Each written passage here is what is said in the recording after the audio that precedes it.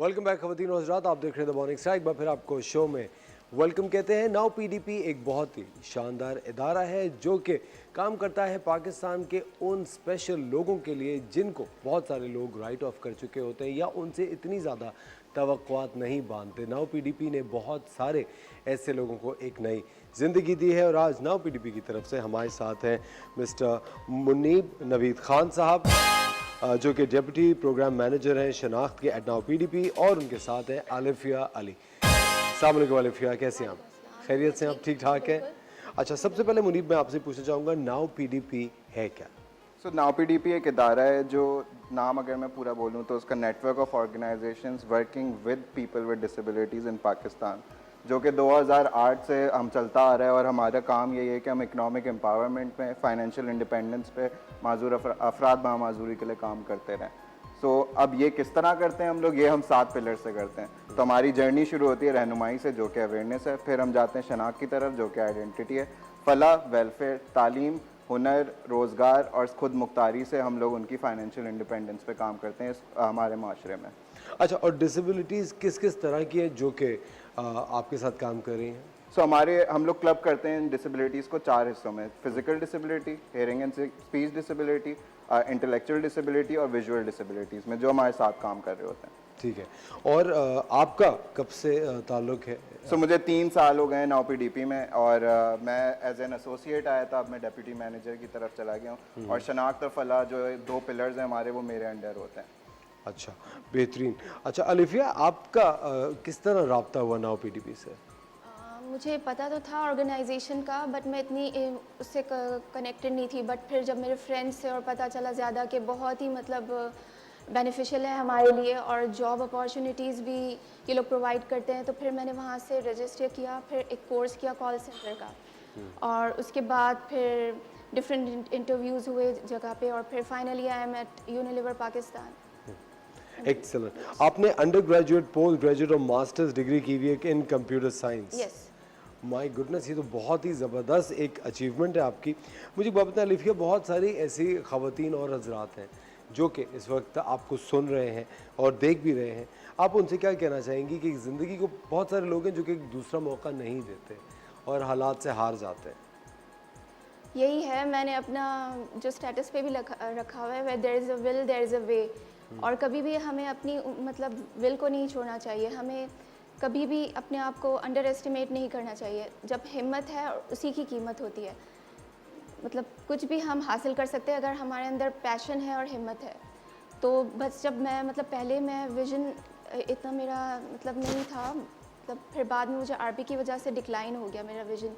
मैंने cited school में पढ़ा था, फिर बाद में मेरा कुछ गैप आया स्टडीज़ में, तो मुझे पता भी नहीं था कि मतलब विजुअली इम्पेयर्ड कोई सॉफ्टवेयर के ज़रिए हर चीज़ एक्सेस कर सकते हैं। तो जब मुझे पता चला तो मैंने फ़ौरन either you school for the blind and deaf है, वहाँ से कनेक्ट किया। और फिर मैंने ब्रेल भी सीखी और कंप्यूटर ऑपरेटिंग सीखा, और फिर मैंने डिसीजन लिया ना कि I will go to the field of computer science. So I am one of the first blind who completed masters in computer science in Pakistan. Excellent भाई, बेहतरीन, दैट्स अ बिग अचीवमेंट।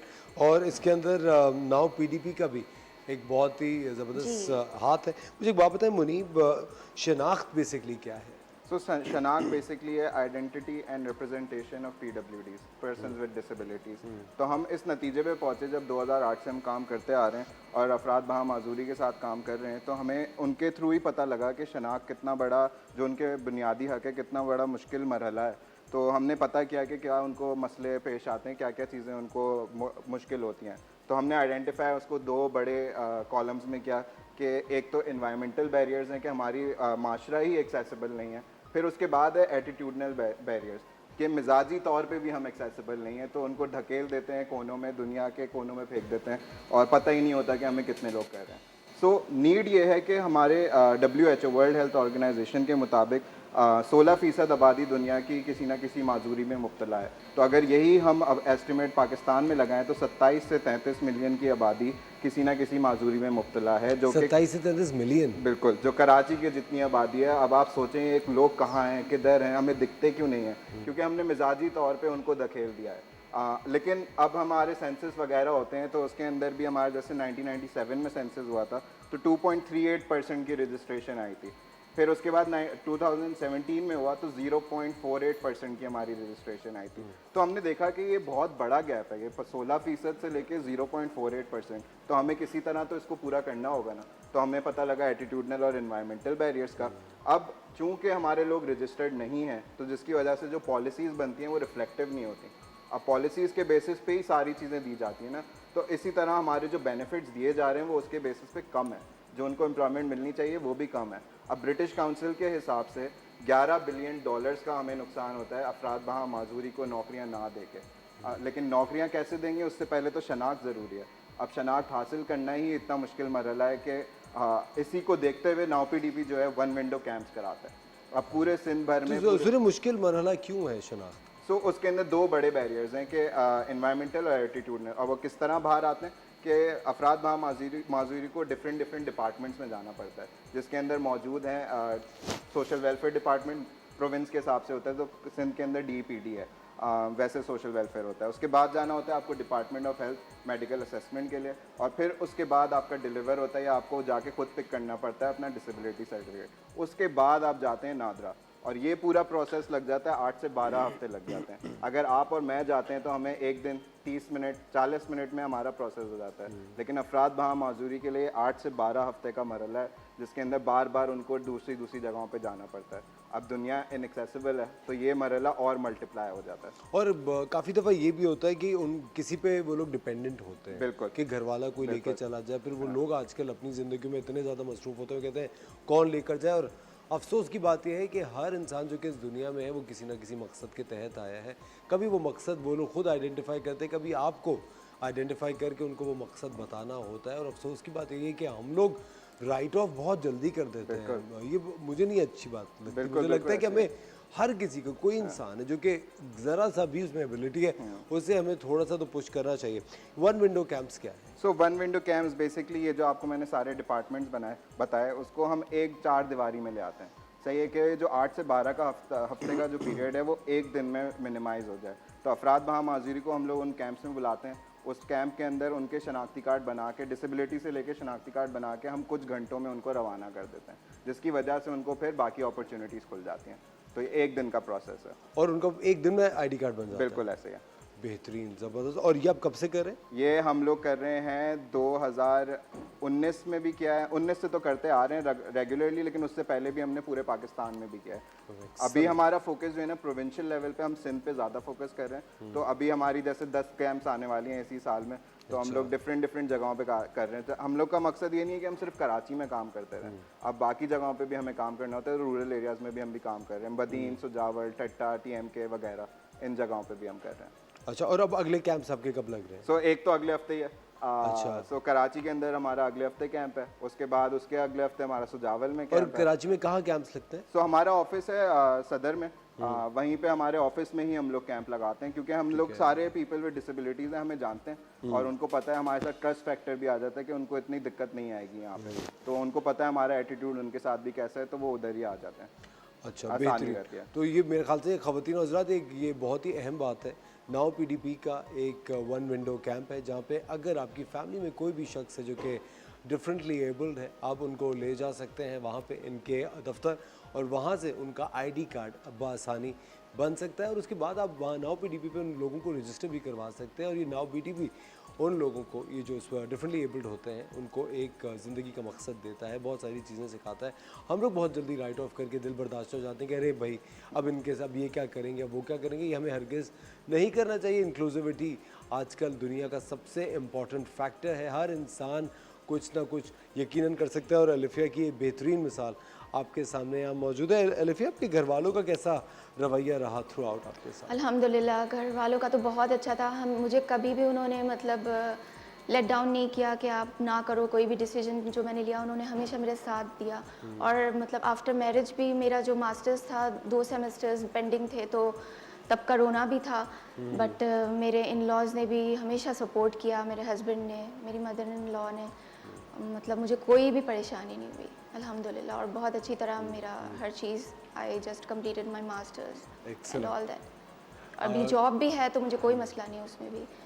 ख़वातीन और हज़रात, नाउ PDP एक बहुत ही बेहतरीन इदारा है। अगर आपको इसकी आगाही नहीं थी तो इस वक्त आप इनकी वेबसाइट पे जाके, आपके स्क्रीन पे लिंक्स आ रहे होंगे, आप यकीनन जाइए और जाके नाउ PDP के बारे में थोड़ी सी मालूमात हासिल कीजिए। वक्त हो जाता है एक ब्रेक का, मिलता है आपसे ब्रेक के बाद।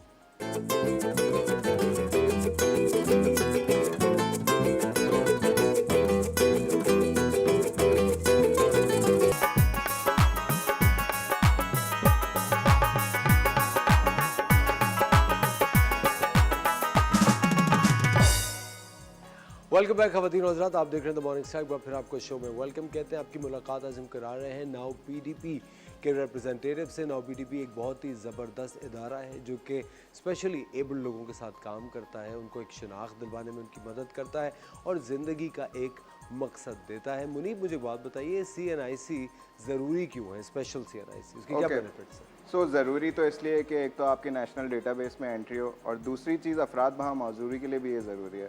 सो एक अमेरिकन रिसर्च है, उसके मुताबिक जो है ना 27 से 30% जो है ना कॉस्ट ऑफ लिविंग अफराद बहा माजूरी की ज़्यादा होती है compare to people without disabilities.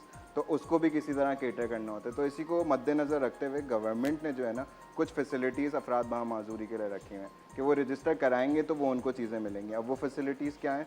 तो फॉर इंस्टेंस एजुकेशन आपकी फ्री है। उसके बाद हर जो है स्कूल में? हर स्कूल में जो पब्लिक स्कूल हैं, और प्राइवेट स्कूल को वो इनकरेज करते हैं कि आप लोग भी इसके अंदर लीवे लाएं। आप लोग भी ये समझेंगे कितना ये बड़ा मसला ये है। कोई परसेंटेज है जिसको वेव कर दे, हाँ, कोई परसेंटेज डिस्काउंट कर दें, दे बिल्कुल। To some extent. तो इसी तरह फिर हॉस्पिटल्स वगैरह के अंदर भी उन्होंने जो क्या कहते हैं गवर्नमेंट हॉस्पिटल, उसके अंदर फ्री आपका वो है। और प्राइवेट डॉक्टर उसको हॉस्पिटल्स को बोला है कि आपको हम बोलते हैं कि करें, लेकिन अब वो उनके ऊपर है वो कितना करते हैं। उसके अलावा जो है प्राइवेट में जो है हम लोग के अंदर ट्रैवल के अंदर बहुत ज़्यादा लीव है। जो फ्लाइट्स जो हैं एयर सयाल वगैरह जो हैं ये प्रोवाइड करती हैं कि 40% ऑफ पीपल विद डिसेबिलिटीज़ के लिए और 25% ऑफ हो उनके गार्डियन के लिए। तो इसी तरह रेलवे के अंदर भी 50% ऑफ आपके लिए और गार्डियन के लिए भी 50% ऑफ। और लेकिन जो सबसे बड़ी चीज़ है उसके अंदर है वो एम्प्लॉयमेंट कोटा।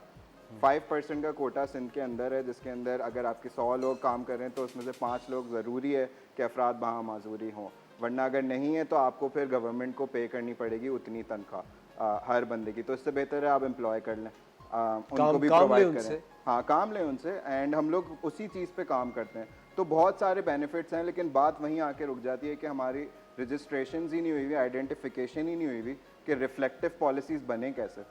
तो और बेहतर काम हो सकता है जब हमारी शनाख्त हो जाएगी, उसके अंदर और बेनिफिट्स गवर्नमेंट ऐड कर सकती है और प्राइवेट सेक्टर भी इन्वॉल्व हो सकता है, क्योंकि ये सिर्फ आपका और मेरा मसला नहीं है, पूरे माशरे का मसला है। एंड जो इकोनॉमिकल लॉस हमें आ रहा है वो हमारे पूरे पाकिस्तान का लॉस है। तो हम सबको साथ काम करने की ज़रूरत भी है इसके अंदर। लेकिन मुझे एक बात बताएं, अभी ये जो मरदमशुमारी होती रहती है जो हुई अभी, उसके अंदर कितने लोग रजिस्टर हुए हैं और लोग रजिस्ट्रेशन पर्सन विद डिसेबिलिटीज़ को क्यों नहीं करवाते?